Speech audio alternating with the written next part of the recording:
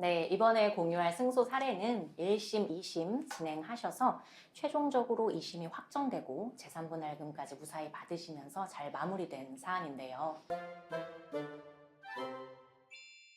우리 의뢰인분이 처음 오신 지가 벌써 몇 년 전이 되었어요. 그 남편분이랑 결혼할 당시부터 조금 나이 차이도 많이 나시고 그랬던 상황이셨는데, 또 시어머니를 모시고 남편과는 주말 부부 생활을 하면서 굉장히 이제 성실하게 다른 어르신들이 말씀하길 참 요즘 보기 드문 그런 젊은 사람이다 이런 말씀 들으면서 참 성실하게만 살아오신 것 같아요. 그랬는데 이제 남편분이 주말에만 오시는데 뭔가 좀 과도한 음주라거나 이런 좀 과격한 행동들이 계속 있으셨죠. 예, 그럼에도 불구하고 성실하게 계속 지내시고, 또 이제 남편분이 약간 이제 처가댁과의 뭐 일부 좀 본인 뭔가 마음에 안 들어서 막 연락하는 것도 안 좋아하고 막 집에 가는 것도 안 좋아하고 정말 좀 그러면 안 되는데, 옛날에 시집살이를 시키던 그런 뭔가 시댁의 그런 것들 좀 현대에 당하고 사셨던 그런 것 같아요. 그래서 이제 말씀을 들으면 좀 그 살아왔던 세월이 안쓰러운 그렇게 성실하게 살아오시던 중에 어느 날 이제 사건이 벌어진 거죠. 그래서 결론적으로는 우리 의뢰인분도 폭행을 당하시고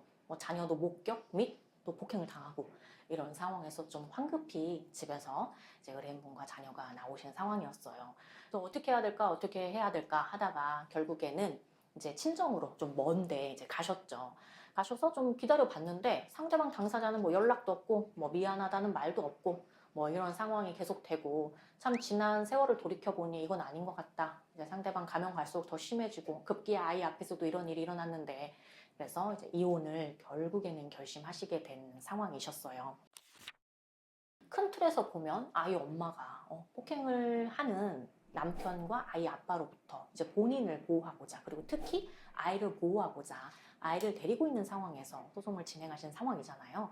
그런데 또 의뢰인분에 따라서는 뭐 상대방이 자꾸만 이런 소리하고 뭐 저런 소리 하고, 또 아이도 어리고 뭐 아빠를 만나면 또 아빠도 뭐 불쌍한 것 같고, 아이 입장에서는 그런 게 있다 보니까 양육권도 불안해하시고 재산도 불안해하시고 좀 이렇게 걱정을 많이 하셨던 것 같아요, 우리 사안에서. 그래서 1심이 좀 길게 진행이 됐고, 근데 뭐 중간에 조정을 기해서도 이제 재판부에서는 만약에 일부 조정을 한다면 양육권을 우리로 지정하는 걸 먼저 조정하는 방식도 있다라는 걸 이제 먼저 말씀을 해주셨어요. 양육권을 가지고 상대방이 수긍하는 게 아니고 너무 끝까지 계속 다투니까 이거라도 미리 안정시켜 두는 것도 좋겠다라는 생각이 있으셨던 것 같아요.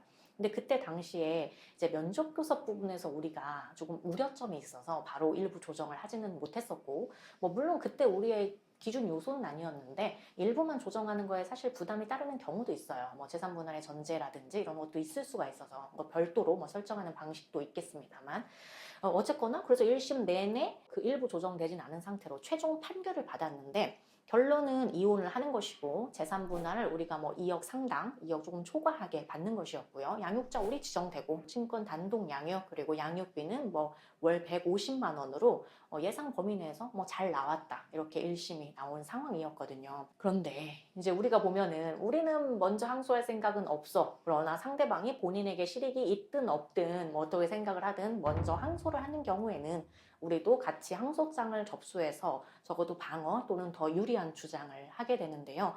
이 건에서도 이제 상대방이 항소를 하게 되면서 항소심이 진행되게 됩니다.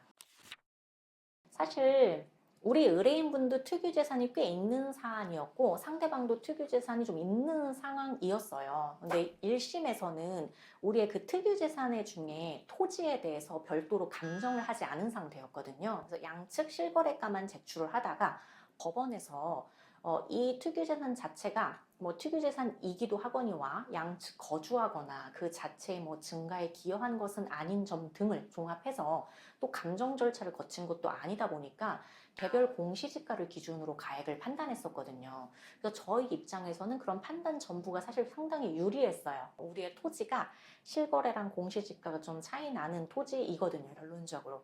근데 2심에서 저쪽에서 할 수 있는 걸 검토해 보니 이걸 감정을 해야 되겠는 거죠. 그거는 저쪽에서 할 수 있는 걸 하는 게 맞는 거죠, 이제 예상되는. 그래서 저쪽에서도 우리의 토지를 감정하고 우리도 저쪽의 토지를 감정하게 되는데, 우리의 토지는 특히 이제 우리 재산의 대부분이 토지였고 개별 공시지가랑 시세가 차이가 나면서 만일 1심 그대로 기여도가 유지된다면 우리가 재산을 줘야 되는 상황까지 놓을 수가 있었거든요. 그래서 이제 의뢰인분이 재산이 걱정되시는 거예요. 1심의 내 재산, 저쪽 재산에서 그 가액평가 부분에서 상당히 유리하게 들어갔고 기여도가 합리적으로 평가되면서 내가 2억을 초과하게 받았는데 만일 원래는 시세로 가는 게 맞으니까 공시지가가 아니라 감정 절차를 거쳐서 내 재산이 그럼 가액이 크게 평가된다면 내가 저 사람한테 돈을 못 받아오는 것이거나 더 줘야 되는 것이냐.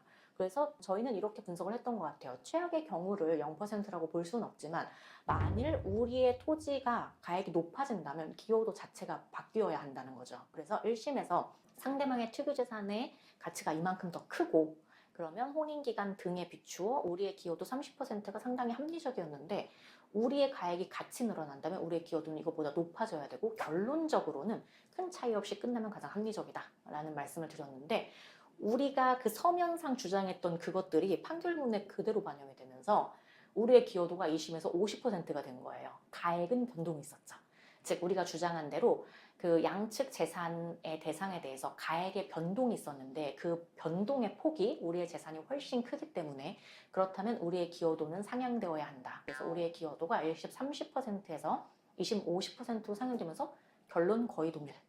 이렇게 된 거예요. 재산분할 2억 초과해서 우리 받는 거 그대로. 그 다음에 친권 양육권 변동 없다. 양육비 그대로. 그래서 결국에는 그러게 왜 상대방은 항소를 했을까요? 이 기간 동안 우리는 왜 고생을 했을까요? 우리 의뢰인분 참 고생이 많으셨고 이렇게 말씀드렸더니 너무 만족하신다 이렇게 이제 말씀을 해주셨는데 그래서 2심에서는 양육권에 대해서 한 번 더 적어 주셨죠. 통상 들어가는 사건 본인 나이, 양육 상황, 뭐 유대관계 의사 등등 이런 것뿐만 아니라 지금 이제 상대방이 이러이런 주장하는데 상대방은 원고뿐만 아니라 그러면 사건 본인에게도 폭력을 행사했다는 것이 아니냐. 그리고 상대방이 평소 친척이나 주변인에 대한 태도나 언어 습관 요게 사건 본인의 친권자민 양육자로 적합하지 않다라는 걸 이제 적시해 주시게 되는데 이게 1심에 없던 거를 추가로 적시하신 거거든요. 그래서 의뢰인분이 이걸 어떻게 법원에서 알았을까요? 요게 가장 문제인데요. 이렇게 말씀하시면서 이 문구가 2심 법원에서 좀 구체적으로 봐주신 것 같다. 이런 말씀을 했던 사안이었습니다. 그래서 간혹 1심을 진행하는 와중에서도 우리가 객관적인 상황이 유리함에도 불구하고 이게 또 소송이 끝날 때까지 조금 걱정되시기도 하고 우려되시는 부분도 있고요. 또 우리가 1심이 잘 나온 것 같아서 그대로 마무리하고 싶어도 2심에서 또 상대방이 이런저런 주장을 하고 변수도 있게 마련인 거는 같아요. 그리고 실제 계속 말씀드리지만 있는 사실과 이걸 전달하는 건 또 다르고 또 판사님들도 당연히 판결을 쓰기 전에 사건을 꼼꼼하게 보시겠지만 중간중간에 이제 의뢰인분들이 같이 출석해서 느끼시기에는 아직 판결 쓰시기 전이어서 그런지 사건을 명확하게 아시는지 좀 의문이 든다 이러면서 좀 불안해하실 경우도 있기는 해요. 그렇지만 결국에는 법원은 그래도 합리적인 기관이다. 근데 합리적인 기관이지만 그렇다고 해서 모든 걸 알 수는 없다. 그래서 저희가 항상 그 사안 경과에 맞게 좀 필요 충분하게 전달할 것은 전달해 가다 보면 의뢰인분에게 합당하고 합리적인 결과를 낼 수 있다. 이런 생각이 들고요. 우리 사안에서도 그렇게 진행되었던 사안으로 보입니다. 드디어 이제 완전히 확정이 되고 재산분할금도 무사히 지급을 받으셔서 앞으로 조금 더 편안하게 자녀분과 생활 잘 하시기를 바라봅니다.